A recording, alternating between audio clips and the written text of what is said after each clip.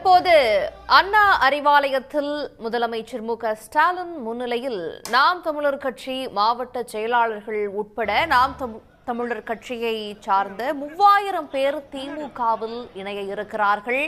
தற்போது முதலமைச்சர் அந்த நிகழ்விற்காக அண்ணா அறிவாலயம் செல்லக்கூடிய காட்சிகளை பார்க்கிறோம். விவரங்களோடு எமது செய்தியாளர் பிரபாகரன் இணைந்திருக்கிறார். பிரபாகரன், எந்தெந்த பகுதிகளில் எல்லாம் இருந்து அதிகமாக நாம் தமிழர் கட்சியினர் திமுகவில் இணையறாங்க, முக்கியமா எந்தெந்த பொறுப்புகள் இருப்பவங்க எல்லாம் இணையறாங்க, விவரங்கள் என்ன? தொடர்ந்து தந்தை பெரியார் குறித்து சர்ச்சைக்குரிய கருத்தை பேசி வரக்கூடிய நாம் தமிழர் கட்சியுடைய தலைமை ஒருங்கிணைப்பாளர் சீமானை கண்டித்து அந்த கட்சியிலிருந்து பல்வேறு எதிர்ப்பு குரல்கள் கிளம்பியிருக்கின்றன. அதன் ஒரு பகுதியாகத்தான் கிட்டத்தட்ட 3000த்திற்கும் மேற்பட்டோர் நாம் தமிழர் கட்சியிலிருந்து விலகி இன்றைய தினம் தங்களை திமுகவில் இணைத்துக் கொள்கின்றார்கள். இதற்கான விழா என்பது சென்னை அண்ணா அறிவாலயத்தில் நடைபெற்று வருகின்றது. தமிழ்நாடு முதலமைச்சரும் திமுக தலைவருமான மு.க.ஸ்டாலின் தலைமையில் நடைபெறக்கூடிய இந்த நிகழ்வில் துணை முதலமைச்சரும் திமுகவுடைய இளைஞரணி செயலரும் கலந்து கொண்டிருக்கின்றார். மாவட்ட பொறுப்பாளர்கள் அதே போல மாவட்ட அமைச்சர்கள் கலந்து கொண்டிருக்கின்றார்கள்.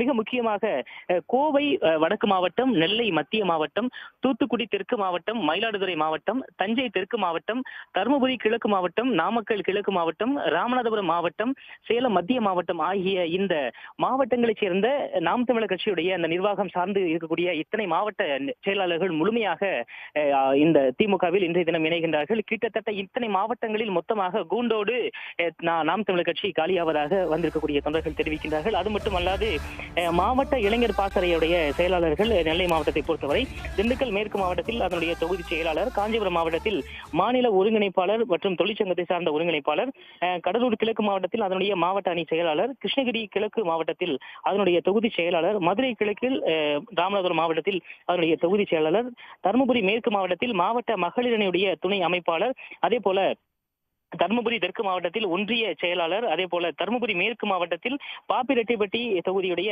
மகளிர் அணி செயலாளர், தருமபுரி மேற்கு மாவட்டத்தில் தொகுதி மாணவர் அணி செயலாளர் உள்ளிட்டோர் இந்த இன்றைய தினம் இணைகின்றார்கள்.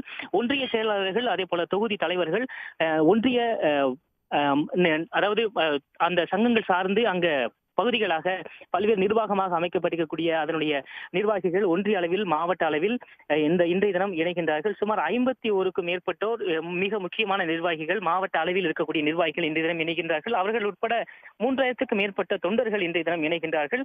இதன் மூலமாக கிட்டத்தட்ட 10க்கும் மேற்பட்ட மாவட்டங்களில் நாம் தமிழர் கட்சி கூண்டோடு காலியாவதாக தகவல்கள் வெளியாகியிருக்கின்றன. இப்ப என்ன அதிருப்தியின் காரணமாக இவங்க பெரும்பாலும் இணையறத நம்ம பார்க்கிறோம். அண்மை காலமாகவே நிறைய இடங்கள்ல இது போல மாவட்ட ரீதியாக இணையக்கூடியதெல்லாம் பார்த்தோம். இன்னைக்கு ஒட்டுமொத்தமாக ஒரு 3000 பேர் நாம் தமிழர் கட்சியிலிருந்து திமுகவில் இணையறாங்க. என்ன அதிருப்தி அங்க?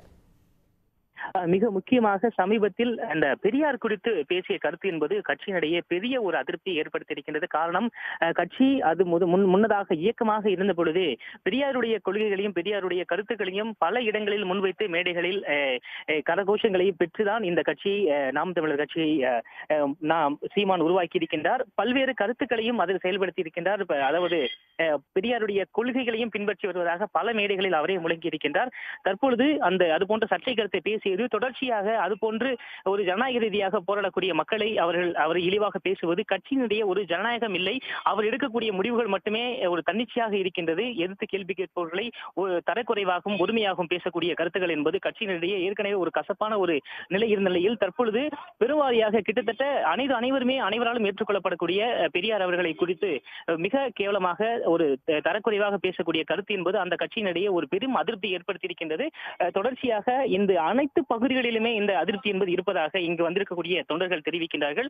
இதன் காரணமாகவே தற்பொழுது 3000க்கும் மேற்பட்டோர் இன்றைய தினம் திமுகவில் இணைகின்றார்கள். இது தொடக்கம்தான் என்றும் தொடர்ச்சியாக பல்வேறு மாவட்டங்களைச் சேர்ந்த ஆயிரக்கணக்கானோர் திமுகவில் இணைவதற்கான வாய்ப்பு இருப்பதாகவும் வந்திருக்கக்கூடிய தொண்டர்கள் தெரிவிக்கின்றனர்.